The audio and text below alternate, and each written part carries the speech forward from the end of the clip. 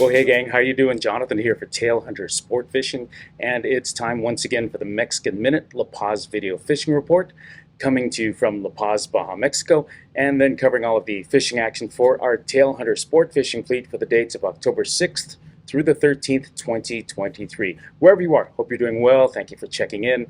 Thanks for spending time with us, and please, if you like what we're doing, don't forget to give us a thumbs up, a like, and don't forget to subscribe.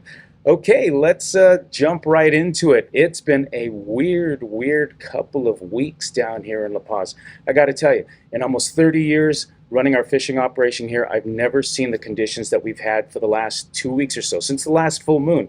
It's been erratic. It's been very unpredictable. We've had maybe some of the best fishing in all the 3 decades I've been here. This season has been incredible. The last 2 weeks, by contrast, have been some of the worst fishing we've had.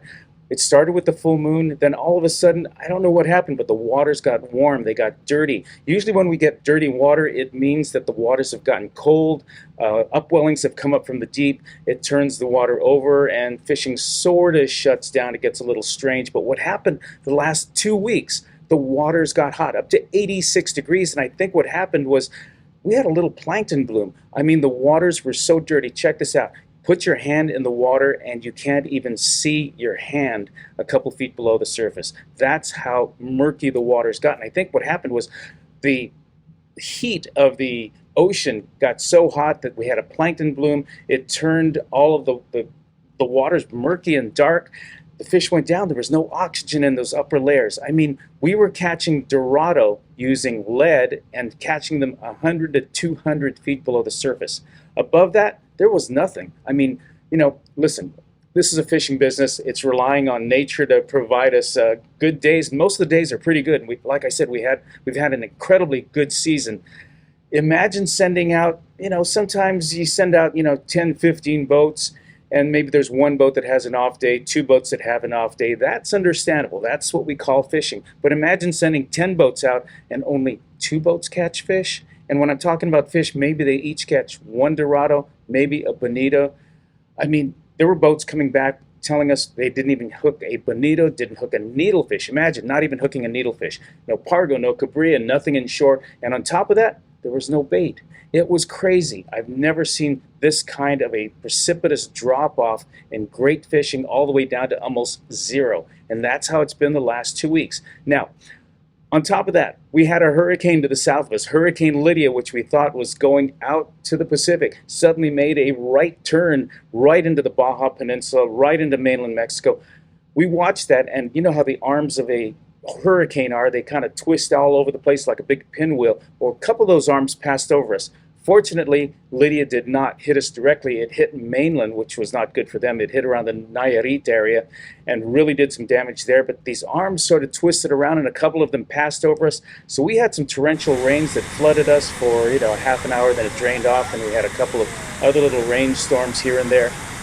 Check this out. Not only did we have rainstorms and thunder showers, but a couple times with the sun out, it suddenly got dark. It got black, it got very ominous, and we had water spouts showing up. We had 3 of them show up outside of La Paz. We had a couple over at Muertos Bay looking very dangerous, very ominous.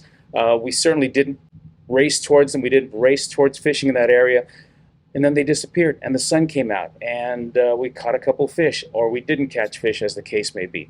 Now, normally we worry about hurricanes and storms coming in, but here's what happened, is after the full moon left, and after the hurricane sort of moved on, what it did is it pushed cooler water up. Check that out. It pushed cooler water up, which pushed that warm, heated water out. And over the last couple days, even though the fishing has been really on the very slow and erratic side, the fishing got better. Over the last 2 or 3 days, water started clearing up a little bit. For our La Paz fleet, we were running 20 miles out towards Espiritu Santo Island to find blue water. Now in the blue water, there are definitely Dorado. At least the boats were catching anywhere from 4 to 6 or limits of Dorado each day. Waters are rough, but at least we were catching some Dorado. But we're running way far to find that blue water. The rest of the water inside the bay, just outside of the bay, very dirty, very murky.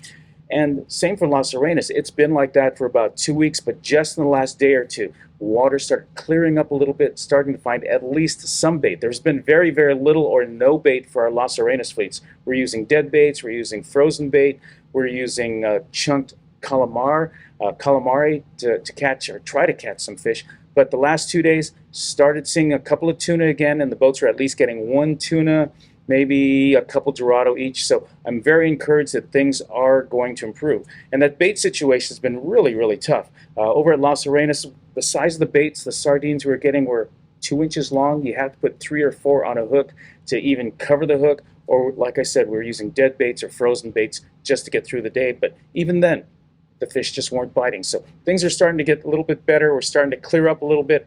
But I will tell you that definitely, and I started thinking about that at my last report, definitely the seasons have changed. Summer's over. We're starting to see more northern winds. We're starting to see more eastern and southern winds. It's getting rougher out there. The waters are cooling down. I mean, look at this. I've got a sweatshirt on this morning. I have not worn a sweatshirt since, I don't know, April. But going out in the mornings, we've just put out both of our fleets of boats. At 4 o'clock in the morning, put out our Las Arenas fleet. At 5:30, put out our La Paz folks. And now I've got to go put out divers and snorkelers and get some people to the airport. But stepping outside, it's cold. At least for us, it's cold. I mean, the clients were all laughing. We've got folks from Nebraska, Wyoming, Montana, Canada, Alaska, even California here that laughed at me. They're still in shorts and flip-flops. But when I walked out in the morning with a sweatshirt on and shivering, they all laughed at me. But for us, it's kind of gotten pretty chilly, and everyone's commenting about how the temperature has dropped quite a bit in the last week or so. So temperatures are changing. It's going to get windier. It's going to get rougher, but we're just about at the end of our season. So hopefully we can hold out for a couple more weeks. Still got a lot of folks coming down for the next few weeks until November. And so we hope the fishing gets better, and we hope there's some fish for them. But like I said, the last couple of days, things have improved. I don't have as good a fishing gallery or as great a fishing gallery as I've had all year long, but there are some fish being caught. Check out the gallery. We're not seeing a lot of the big fish, but at least we are seeing some fish. So take a look at that. Hang on. Don't click out just yet. Take a look at the fishing gallery. I'm Jonathan for the Mexican Minute. You take care. Thank you for checking in with us. God bless. You take care of each other. We'll catch you next week.